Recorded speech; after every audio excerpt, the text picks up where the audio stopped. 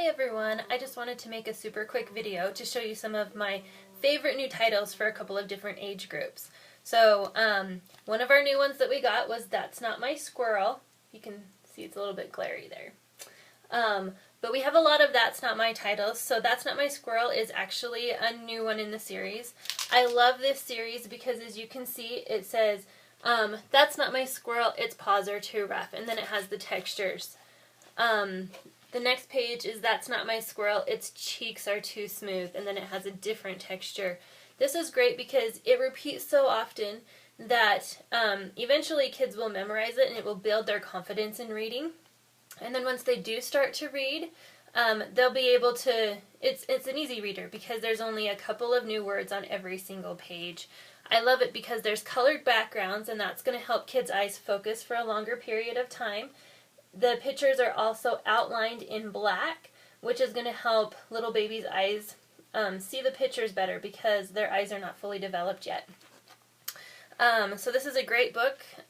There's lots of different ones in this series, but That's Not My Squirrel is one of our new ones. Another series that we got a new title in is our Slide and See series. You can see it right there.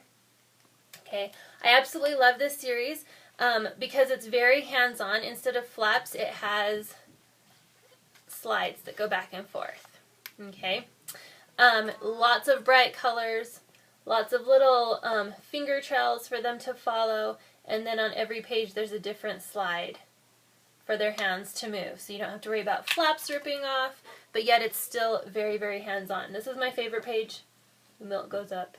Ha! Isn't that cute? Okay. So some activities for younger kids. We got this new pop-up garden. And as you can see, it's just beautiful. It has a little house there and you can actually lift up and see inside. Okay, and then on the next page, it's just totally awesome. I absolutely love it. Okay. Another great one for younger kids that's more of an activity book is Who's Ready to Play? This one is totally awesome because it has all of these different animals on every page. Can you see those? But on every page it asks a different question. So this one says, who is splashing whom? And so they get to actually, it's kind of like a seek and find, so they get to find the animals that are splashing. On the next page, the animals are still in the same order, but it asks a different question. Who is upside down? And so they have to find the animal that is upside down.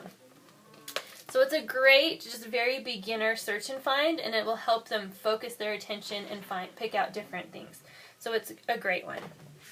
Okay, so I am a nonfiction guru. I love things that will help kids learn. One of my favorite series are Lift the Flaps.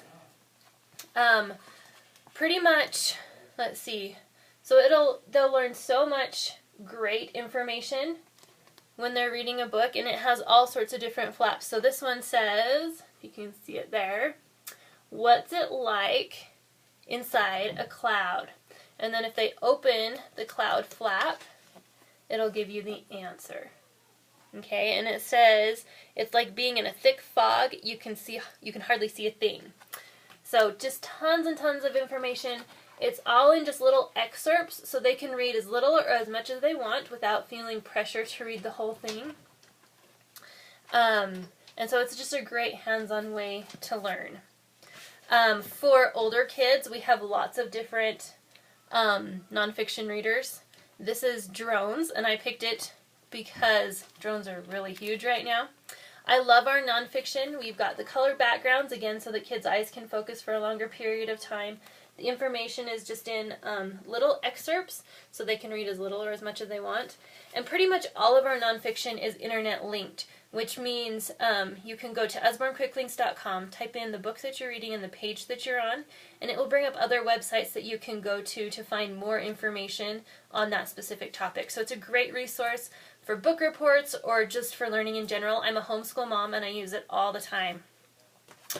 As far as hands-on activity goes for some older readers, I got looking at this Coding for Beginners using Scratch. And personally, I don't know anything about Scratch. I've never tried it.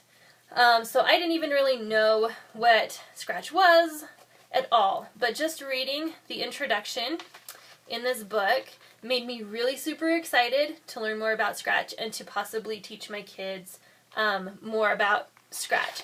Basically, it will talk you through what it is, and then it'll give you just like little, I don't want to call them assignments, but they're kind of like little assignments to kind of help you work through using the Scratch program and learning how to program computers in a very basic way, and then it'll get more and more complex as you go throughout the book.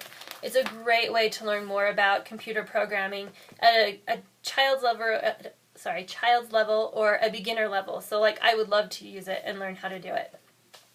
Another great one that I found was called A Year in My Life. It's a new one that just came out.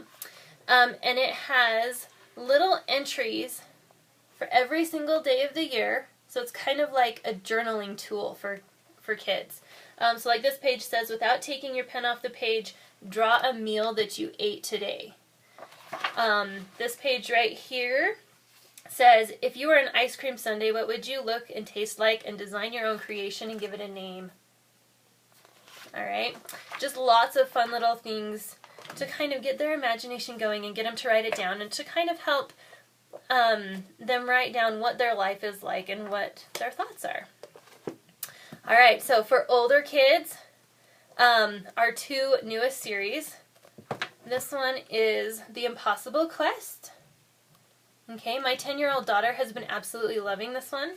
It's about 4 different kids, and they have to save the kingdom.